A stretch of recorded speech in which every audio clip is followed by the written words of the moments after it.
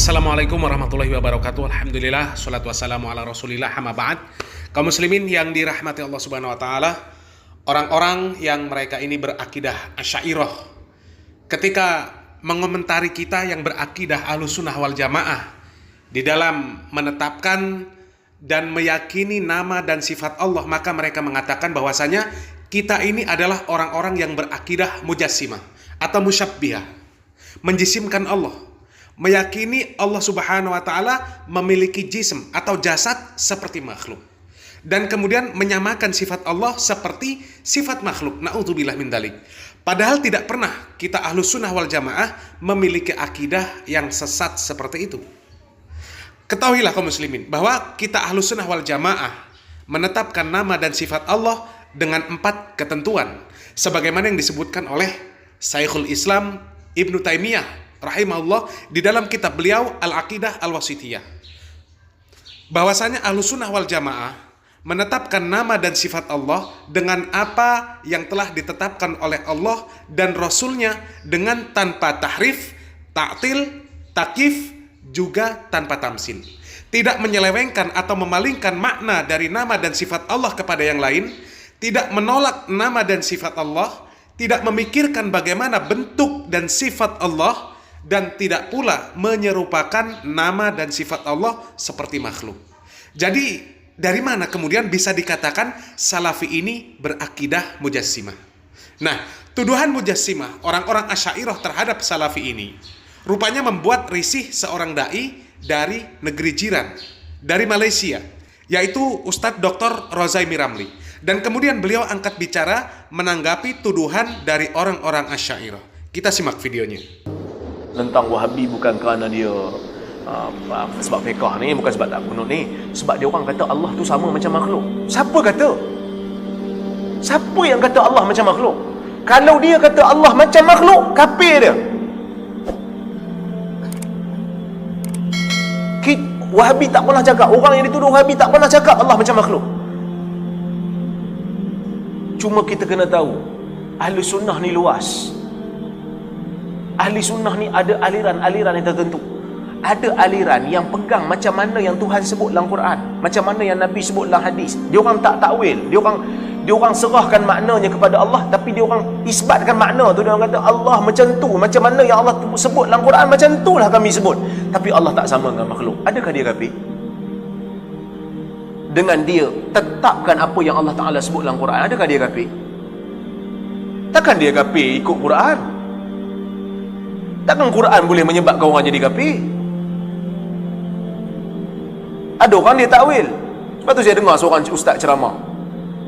Ustaz ni dia pegawai juga lah, dia buat mufti, dia bagi ceramah.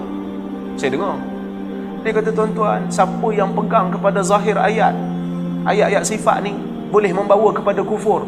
Saya bangun, saya tanya, saya kata, ustaz, sila nyatakan pendirian. Ada ulama-ulama kita yang pegang zahir, seperti Ibn Rajab Al-Hambali, seperti Ibn Qudamah Al-Maqdisi. Ni ulama-ulama mazhab Hambali yang memang Hambali terkenal, ulama yang pegang dengan zahir, tetapi tidak menyamakan Allah dengan makhluk. Mereka tidak membagaimanakan Allah itu, tapi mereka tetapkan seperti mana yang Quran sebut, macam mana yang hadis sebut. Maka adakah dia kafir? Ibn Rajab tetapkan macam mana yang Allah Ta'ala sebut. Ibn Qudamah tetapkan macam mana Allah Ta'ala sebut. Adakah mereka kafir? Bahkan Ibn Abdul Bar dalam Al-Istizkar, ulama besar mazhab Maliki, juga menetapkan beberapa ayat sifat dalam kitab dia. Adakah dia kafir? Tolong nyatakan pendirian. Dia tak boleh jawab. Kalau nak kata kita kafir kerana kita memegang zahir ayat, bagaimana dengan ulama-ulama dulu? Ada yang kata Allah wujud tidak bertempat. Dari sudut makna betul, memang Allah Ta'ala tak perlu tempat. Allah lebih besar daripada tempat. Tempat tu Allah Ta'ala yang cipta. Tapi ada dalil yang kata Allah di langit. Tapi bila orang mengisbatkan Allah di langit, bukan makna dia nak menempatkan Allah. Bukan nak kata Allah, langit lagi besar pada Allah, Allah memenuhi ruang langit. No, bukan. Tapi dia sebut macam mana yang Quran sebut. Tuan tengok dalam surah Ghafir, Fir'aun suruh Ya Haman ibni li sarhan la'alli ablughul asbab as-samawat fa attali'a ila ilahi Musa. Betul ayat tu kan? Wahai Haman, benakan tangga nak pergi langit, aku nak panjat langit, aku nak tengok Tuhan Musa.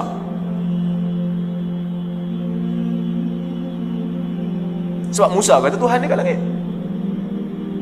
Ini bukan akidah Firaun. Kalau akidah Firaun dia tak payah banyak tangga, tak payah suruh ambil tangga sebab dia percaya dah. Ini sebab Musa kata Tuhan dia kat langit. Yang sebut ni bukan saya yang sebut, ni Imam Tabari dalam tafsir dia. Jadi kalau orang yang kata Allah kat langit jadi kafir, Imam Tabari kafir ke?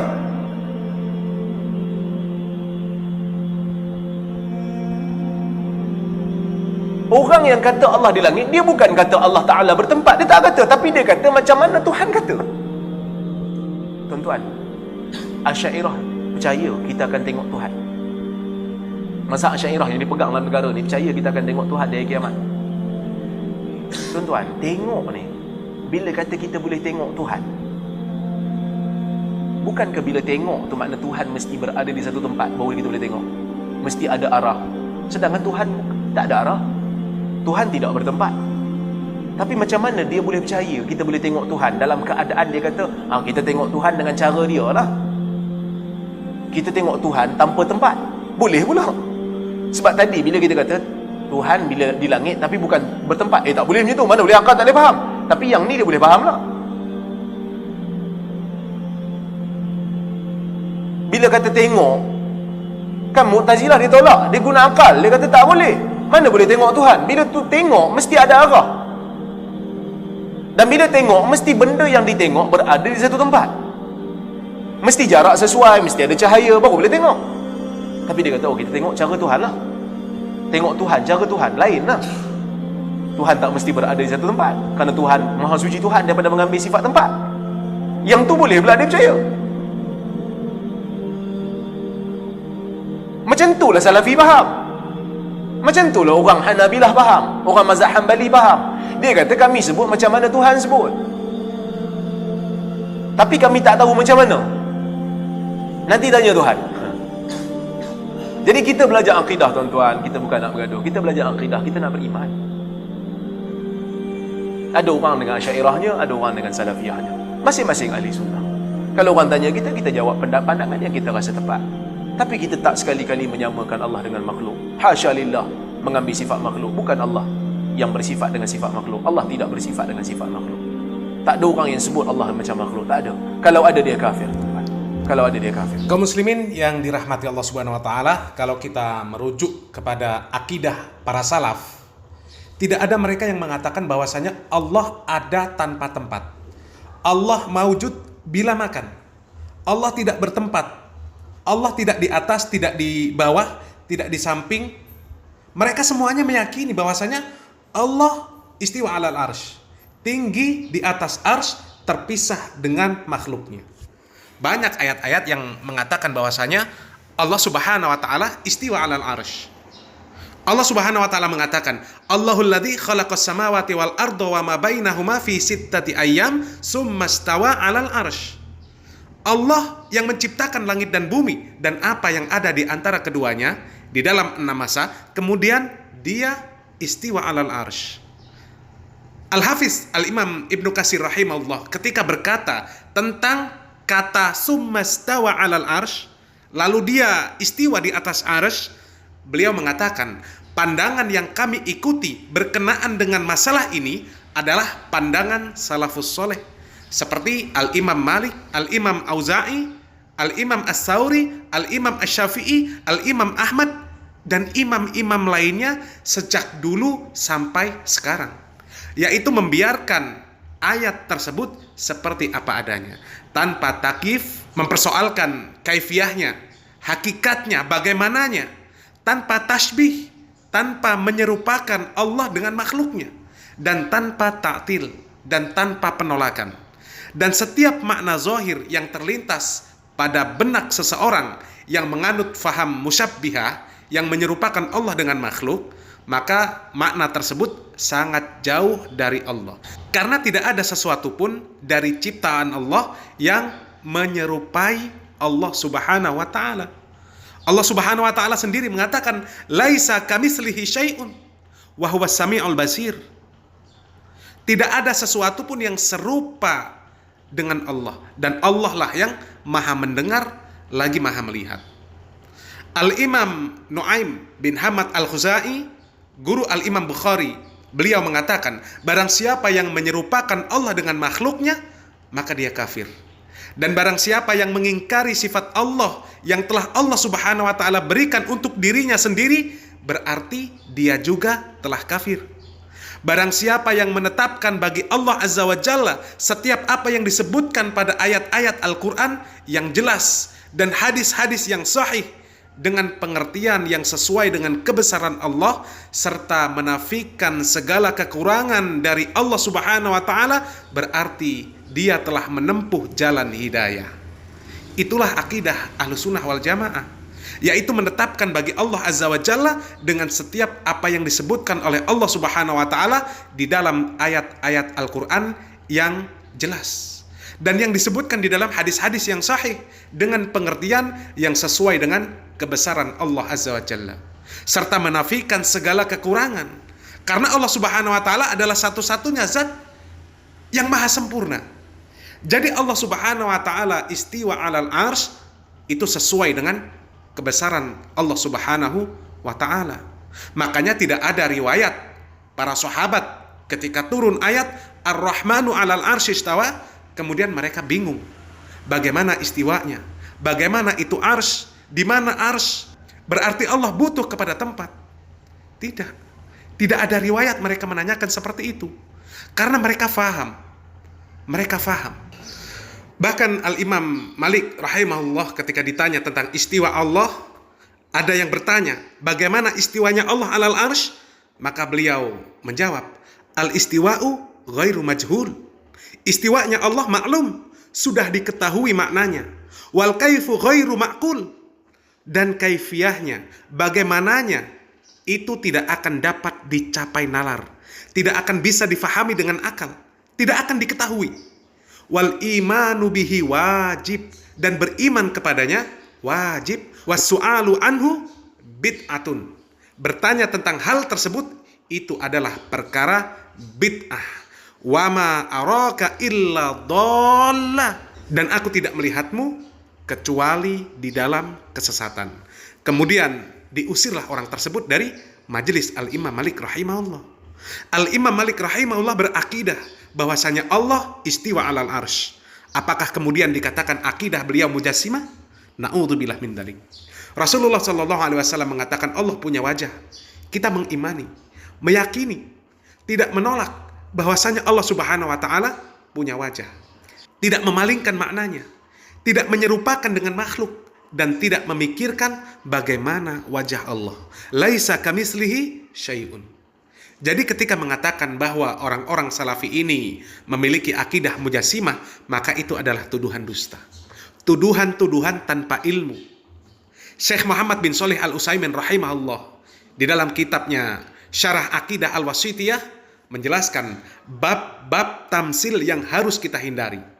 Beliau mengatakan Ahlussunnah wal Jamaah menetapkan nama-nama dan sifat-sifat Allah tanpa menyamakan nama dan sifat tersebut dengan makhluk. Ahlussunnah wal Jamaah mengatakan bahwasanya innallaha azza wa jalla lahu hayatun wa laisa mislu hayatina. Allah Subhanahu wa taala memiliki sifat hidup, makhluk juga memiliki sifat hidup. Akan tetapi kita katakan tidak sama antara sifat hidupnya Allah dengan sifat hidup makhluknya. Lahu ilmun walaysa mislu ilmina. Allah Subhanahu wa taala memiliki sifat ilmu, tapi tidak sama antara ilmu Allah dengan ilmu makhluknya. Lahu basarun walaysa mislu basarina. Allah Subhanahu wa taala memiliki penglihatan, tapi tidak sama penglihatan Allah dengan penglihatan makhluknya. Lahu wajhun walaysa mislu wujuhina. Allah Subhanahu wa taala memiliki wajah, tapi tidak sama antara wajah Allah dengan wajah makhluknya. Jadi di mana kemudian dikatakan akidah mujassimah? Justru orang-orang yang menuduh salafi mujassimah, secara tidak langsung merekalah yang mujassimah. Ketika mereka mengatakan bahwasanya Salafi Mujassimah dengan sebab meyakini Allah Subhanahu wa taala memiliki wajah, sehingga keyakinan mereka kalau Allah Subhanahu wa taala memiliki wajah, maka mereka memikirkan bahwa wajah adalah sesuatu yang mereka fahami dengan ilmu mereka. Padahal wajah dari makhluk saja itu berbeda-beda. Tidak sama antara satu makhluk dengan makhluk yang lain. Tidak sama wajah manusia dengan wajah hewan. Maka wajah Allah adalah wajah yang sempurna. Bagaimana bentuk wajah Allah itu, maka itulah yang kita serahkan kepada Allah Subhanahu wa taala. Bukan kita serahkan maknanya, apa itu wajah. Dan jangan pula bayangkan, jangan pula dimisalkan. Laisa kamitslihi syai'un. Tidak ada sesuatu yang semisal dengan Allah Subhanahu wa taala, baik dari zat, nama dan sifat-sifatnya. Orang-orang Asy'ariyah, mereka menolak keyakinan bahwasanya Allah Subhanahu wa taala turun ke langit dunia pada sepertiga malam. Karena mereka memikirkan sepertiga malam untuk belahan dunia yang mana. Karena putaran dunia ini tidak pernah melewati sepertiga malam. Lewat sepertiga malam satu belahan dunia, maka datang sepertiga malam belahan dunia lain. Dan terus seperti itu. Lalu kapan Allah Subhanahu wa taala kembali di atas arsy? Na'udzubillah min dalik. Mereka tidak bisa menerima karena akal mereka yang dimainkan. Tapi mereka bisa meyakini bahwa Nabi Muhammad SAW dengan keyakinan batil mereka bisa hadir di majelis maulid mereka, sementara di dalam waktu yang bersamaan mungkin ratusan bahkan ribuan orang yang mengadakan acara maulid tanpa mereka memikirkan bagaimana Rasulullah SAW hadir ke semua majelis tersebut. Ini akidah yang benar-benar menyimpang dan masih banyak lagi kerancuan-kerancuan akidah mereka. Semoga apa yang kami sampaikan yang sedikit ini bisa difahami. Barakallahu fikum. Wassalamualaikum warahmatullahi wabarakatuh.